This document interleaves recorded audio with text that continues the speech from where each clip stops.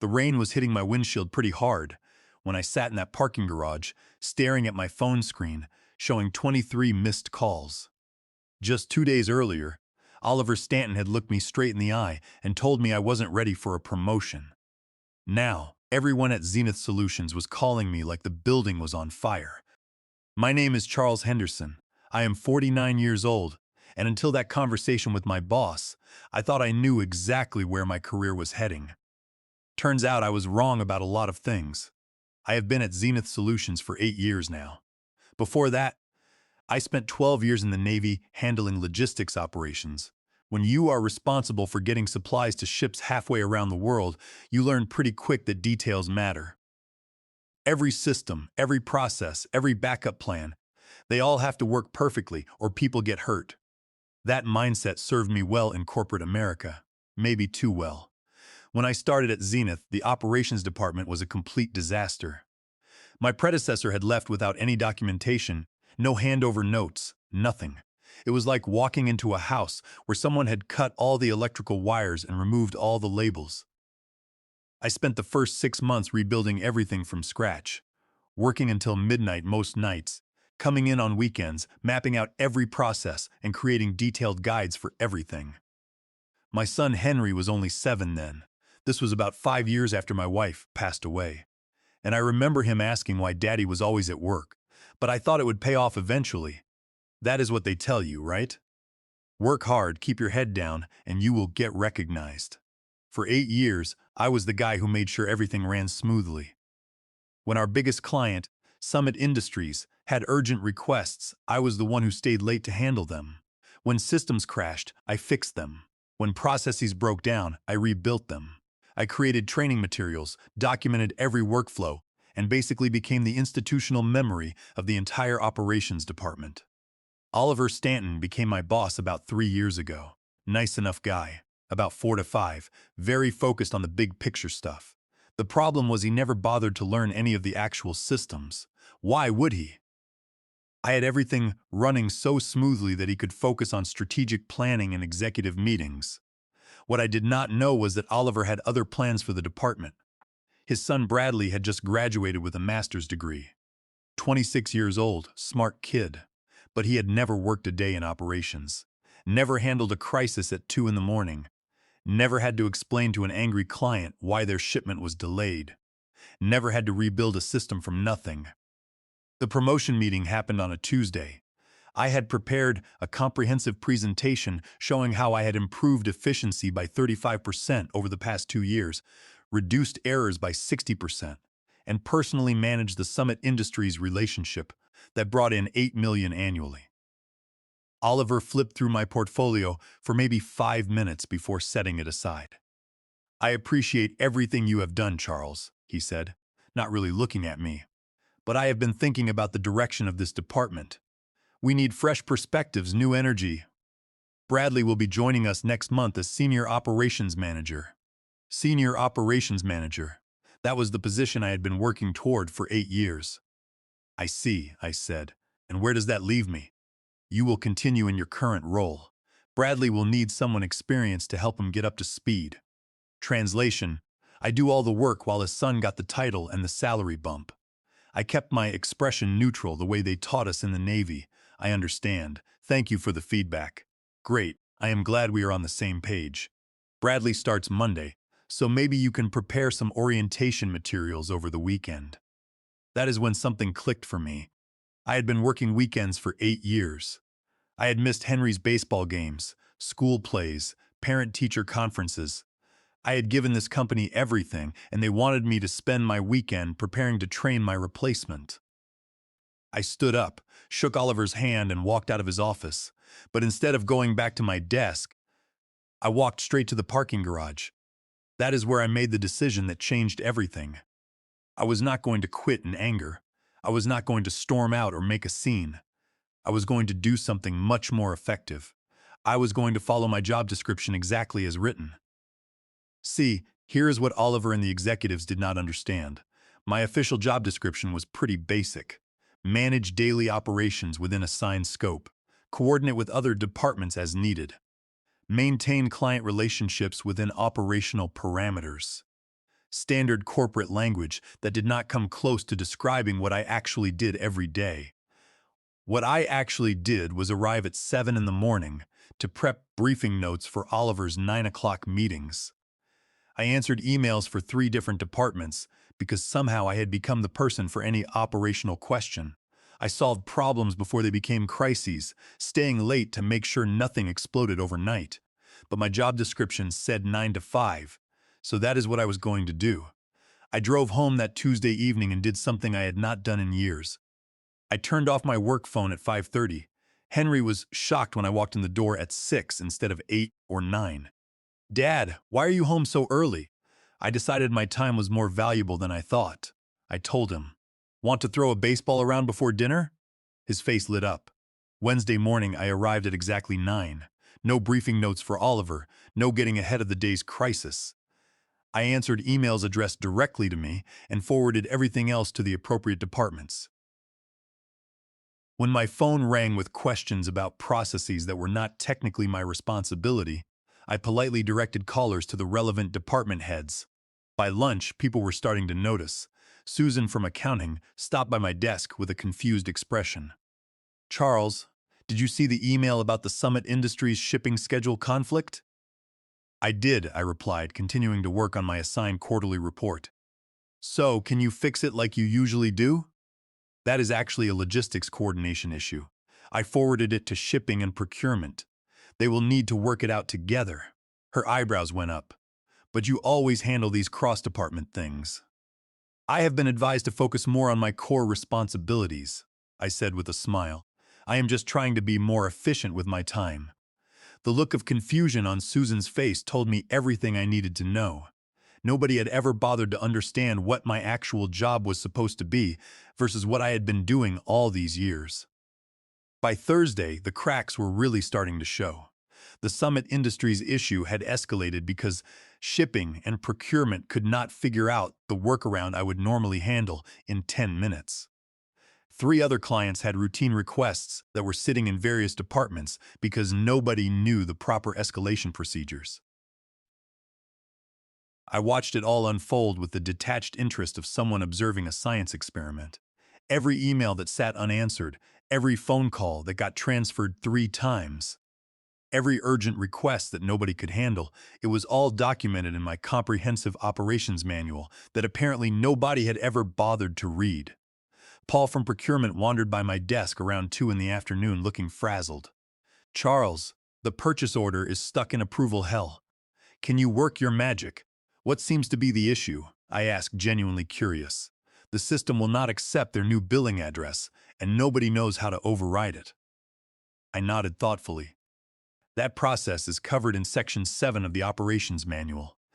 The override requires supervisor approval from both procurement and accounting. But that will take hours of phone calls and emails back and forth. It is a security feature to prevent billing fraud. Pretty important protection for the company." Paul stared at me. "You have always just handled these things in 5 minutes." I had special authorization from previous management to expedite certain processes, but with the department restructuring coming up, I thought it best to follow standard protocols. He walked away shaking his head, probably wondering when I had become such a stickler for rules. Thursday evening, I was home by 5:15. Henry was working on homework at the kitchen table when I walked in. "Dad, can you help me with this math problem?" For the first time in months, I actually had the mental energy to sit down and focus on his algebra instead of thinking about work emergencies. We spent an hour working through problems together, and I realized how much I had missed these simple moments.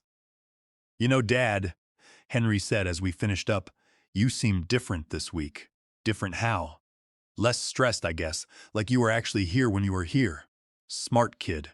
He had noticed something. I was just starting to understand myself. Friday morning brought the real crisis.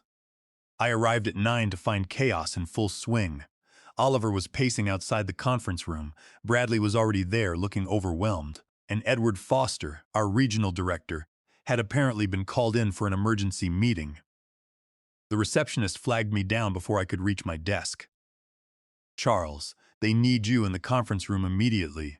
I gathered my notebook and walked into what was clearly a full-scale crisis situation. Besides Oliver, Bradley, and Edward, there were two people I did not recognize, probably executives from corporate headquarters. Charles, Edward said with obvious relief. Thank God you are here. We have a serious situation with Summit Industries. What is the specific issue? Oliver launched into an explanation, but it was clear he only understood half the problem. Summit had called an emergency meeting because their implementation was failing. Bradley took notes frantically, but kept asking basic questions that showed he had no understanding of our systems. Their entire fourth quarter rollout is at risk.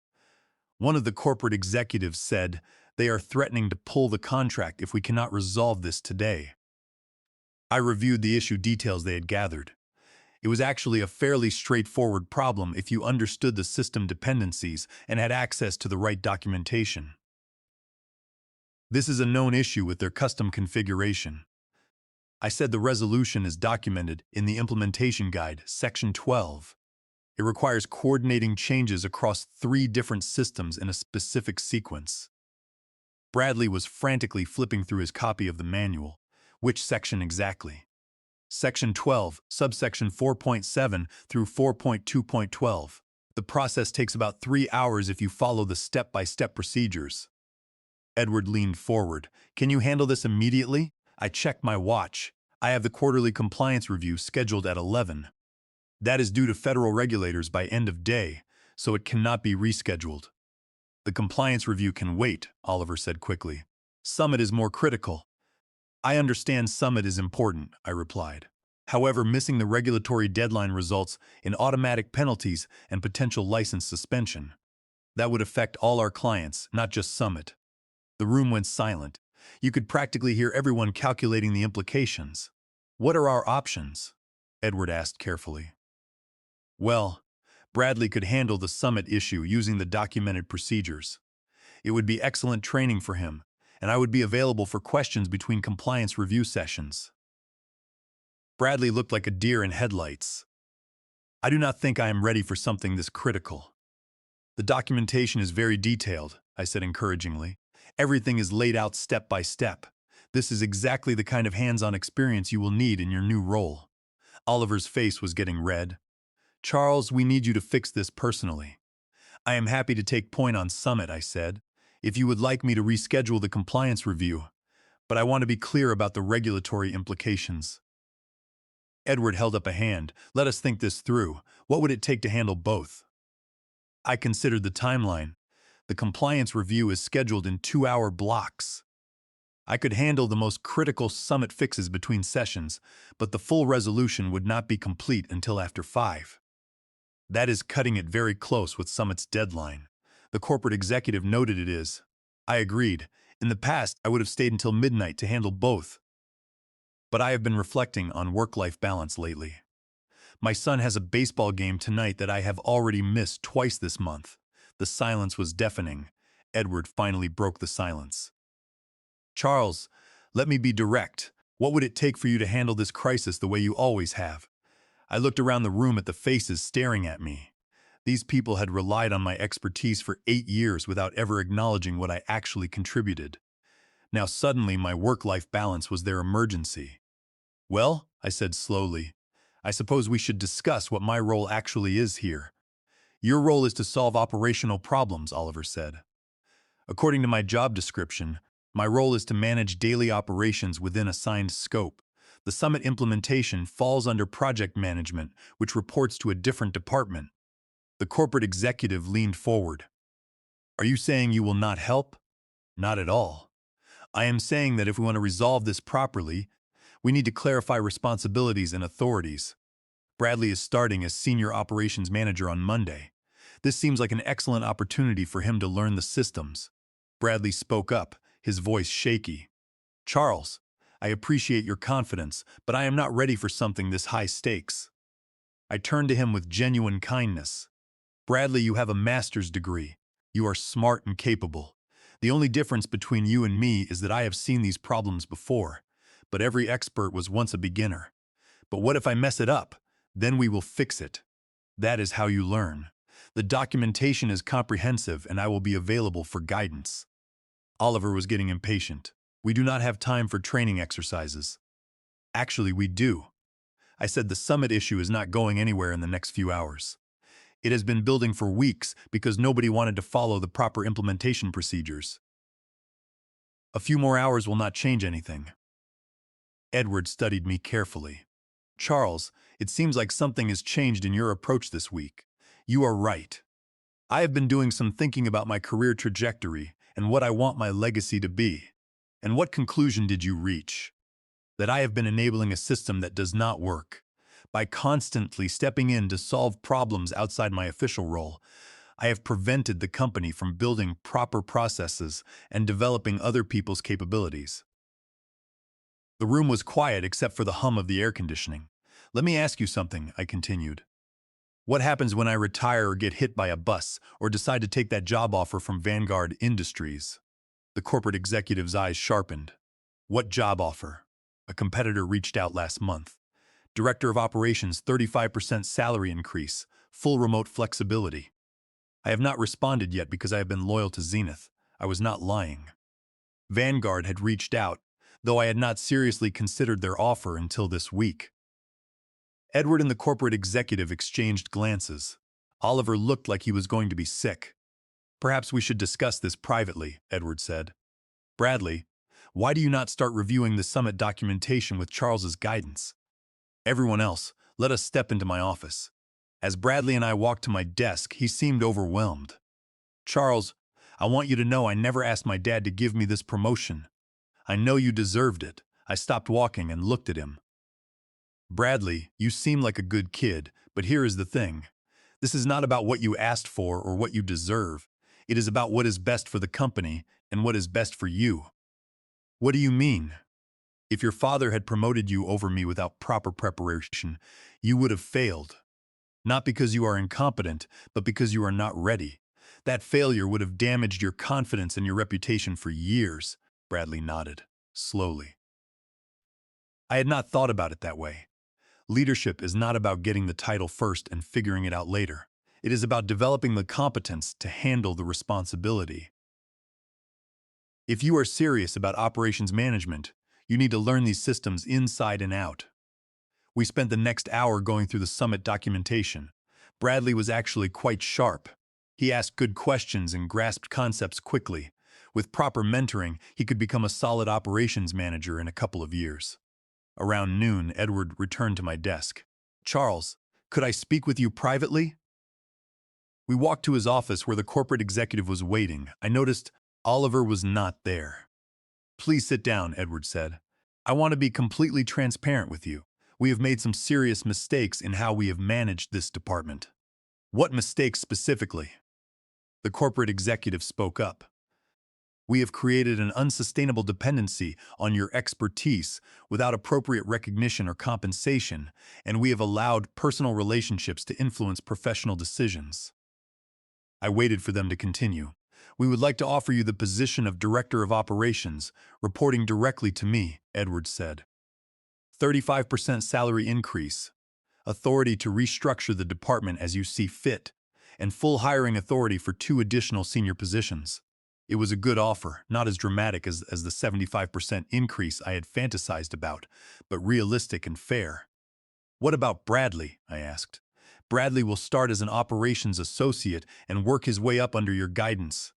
If he demonstrates competence, he can advance based on merit. And Oliver Edwards shifted uncomfortably. Oliver will be transitioning to a strategic planning role. The operational departments will report through your office. So Oliver was being moved sideways. It was not revenge exactly, but it was accountability. I need to consider this, I said. Of course. But Charles, I need an answer by Monday morning, and I would appreciate if you could help stabilize the summit situation today, regardless of your decision. I nodded. I will handle summit this afternoon.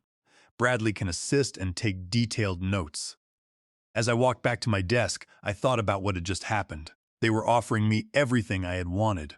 Recognition, authority, appropriate compensation, but more importantly, they were finally acknowledging the value I had been providing all along. The question was, did I want to stay and fix this system or start fresh somewhere else? That afternoon, Bradley and I worked together on the Summit Industries crisis. I walked him through each step of the resolution process, explaining not just what to do, but why each step mattered. He took detailed notes and asked smart questions that showed he was really trying to understand the underlying systems. "This is incredibly complex," Bradley said as we finished the technical fixes. "How did you learn all this?" "8 years of trial and error," I told him, plus a lot of late nights reading system manuals that nobody else wanted to touch.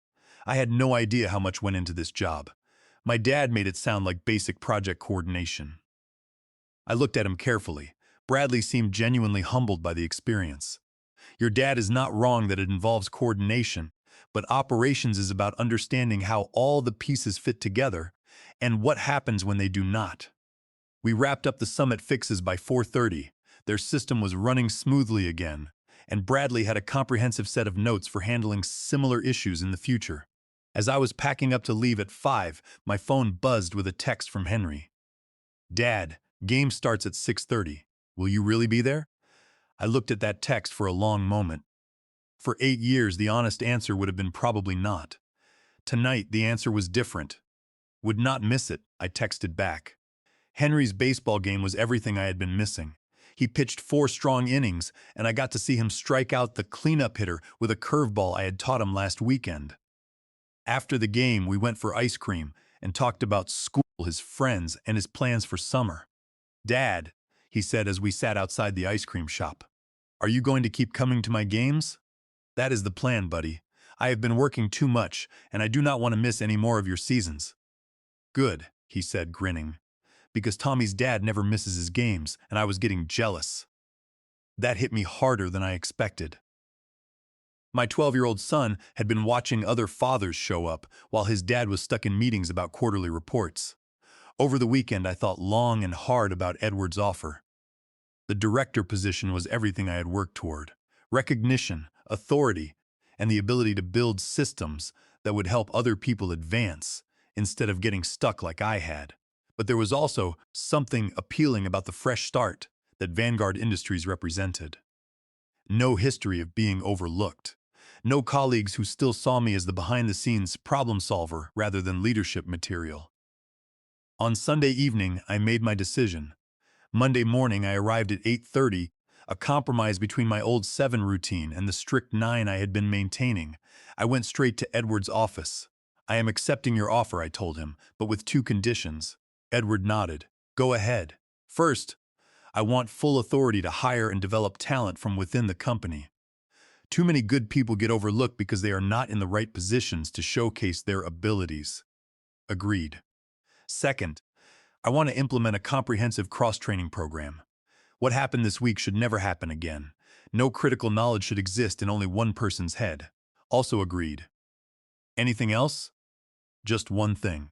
I want Bradley to succeed in this field if it is what he really wants, but he needs to earn it through competence, not connections. Edward smiled. "I think you will find Bradley is more committed to learning than any of us expected." The transition took about 6 weeks. I restructured the department around clear roles and responsibilities instead of the informal system of whoever handles it best. I hired 2 excellent senior staff members who brought fresh perspectives while I provided the institutional knowledge they needed to be effective. Bradley turned out to be a dedicated learner. He worked harder than anyone expected, staying late not because he had to, but because he wanted to master the systems. Within 3 months, he was handling routine client issues independently and showing real potential for leadership. The most surprising development was with Oliver. Once he was not trying to manage operations he did not understand. He actually excelled at strategic planning. His big-picture thinking, combined with the solid operational foundation we were building, helped the company land 2 major new contracts. 6 months later, I was working at a sustainable pace. Home for dinner by 6:30 most nights, and present for every one of Henry's remaining games that season. My team was functioning independently, clients were happy, and I felt like I was finally doing the job I had always been capable of. One evening, as Henry and I worked on homework together, he asked me about work. "So, you are like really important now?" he said, looking up from his algebra. "I was always important, Henry. It just took them a while to figure it out." "Is that why you were working so much before?" To prove you were important. Smart kid. Yeah, I think so. But I learned something. The people who matter will see your value without you having to work yourself to death proving it. And the people who do not see it, well, sometimes you have to step back and let them figure out what they are missing.